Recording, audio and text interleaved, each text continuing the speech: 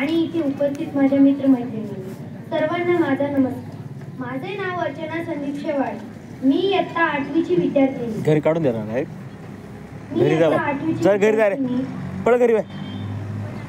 मैदानातील खेळांपेक्षा, ग्रंथालयातील पुस्तकांपेक्षा, व्यक्तिमत्वाच्या जडणघडणीपेक्षा आणि कुटुंबातील संस्कारांपेक्षा सकाळी उठल्यापासून तर रात्री झोपेपर्यंत मेसेज, चॅटिंग, व्हिडिओ कॉलिंग यातच युवा पिढीचा वेळ संपून जातो.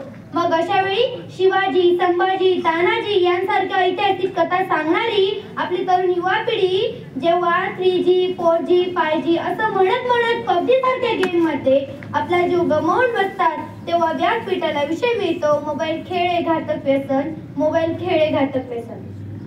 मित्रांनो, वडीलधारी माणसं म्हणतात की कोणत्याही नाण्याला 2 बाजू असतात. या म्हणीवरून तुम्ही सर्वांनी हे मान्य केलं पाहिजे की तुम्ही किती मोबाईलचा वापर चांगल्या गोष्टी व वाईट गोष्टींसाठी करत आहात. मोबाईलचा वापर आपण चांगल्या गोष्टींसाठी केला पाहिजे. मी असं नाही म्हणत की मोबाईल हा एक वाईट व्यसन आहे, तर मोबाईल हा चांगलाही आहे आणि वाईटही आहे. त्या मोबाईलला आपण चांगलं किंवा वाईट म्हणण्याचं कार्य हे आपण त्या मोबाईलचा वापर वाईट गोष्टींसाठी करतो, म्हणून त्या मोबाईलला वाईट व्यसन असं म्हटलं जातं. मित्रांनो, ज्या तरुण युवकांच्या हातामध्ये देशाच्या भविष्याचे विचार सुचविणार आहे त्या तरुण युवकांचं दिवसाचं टार्गेट असतं फक्त आणि फक्त 1.5 GB डाटा संपवणं. मला असं वाटतं या तरुण युवकांच्या हातामध्ये जर रामायण, महाभारत, भगवद्गीता यांसारखे ग्रंथ दिले ना तर नक्कीच या तरुणांचं आयुष्य आणि या देशाचं भविष्य उज्ज्वल झाल्याशिवाय राहणार नाही. आज कुणीतरी मस्ती केली म्हणे, माणसानेच माणुसकी सस्ती केली म्हणे. सावध व्हा माझ्या मित्रांनो, मोबाईल हा एक खूप वाईट व्यसन आहे. जर आपण त्याचा वापर वाईट गोष्टींसाठी केला तर.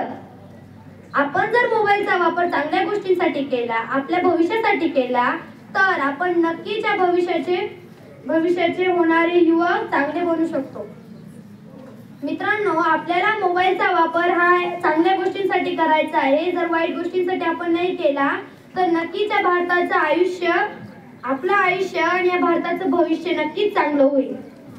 एक तरुण युवक आपल्या घरामध्ये बसून जेवण करत होता. शेजारी आई व ताई बसली होती. आई त्याला विचारते, बाळ तुझ्या ताटातली भाजी संपली, तुला भाजी वाढू का? बाळ शांत. आई पुन्हा विचारते, बाळ तुझ्या ताटातली भाजी संपली, तुला भाजी वाढू का? बाळ पुन्हा शांत. तेव्हा शेजारी बसलेली ताई म्हणते, थांब आई थांब, दादा सध्या मोबाईल मध्ये व्यस्त आहे. मी त्याला व्हॉट्सअपवर मेसेज टाकते की दादा तुझ्या ताटातली भाजी संपली, तुला भाजी वाढू का? मित्रांनो, असं असतं मोबाईल. आज मोबाईलचं सिम कार्ड हे माणसाचं डोकं झालं आहे. मोबाईलचं मेमरी कार्ड हे माणसाचं ब्लड रोलर झालंय. मोबाईलचे कॅमेरे हे माणसाचे डोळे झाले आहेत व मोबाईलचं स्पीकर हे माणसाचं तोंड झालंय. स्पीकर हे माणसाचं तोंड झालंय. मला असं वाटतं जर आपण मोबाईलचा वापर चांगल्या गोष्टींसाठी केला तर नक्कीच आपण चांगले युवक बनू शकतो.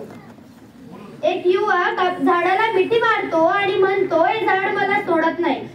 पण ते झाड कसं काय आपल्याला सोडेल जर आपणच त्या झाडाला पकडलेलं आहे. तसंच आजच्या युवकांची गोष्ट झाली आहे. युवक मोबाईलला हातात घेतात, PUBG, फ्री फायर असे गेम खेळतात, रील्स बघतात आणि म्हणतात, या मोबाईलच्या व्यसनामुळेच मी वेडा झालो. तो मोबाईल कसा तुला वेडा करेल जर तू त्या मोबाईलला ओपन करूनच गेम खेळतो. मित्रांनो, असं असतं मोबाईल.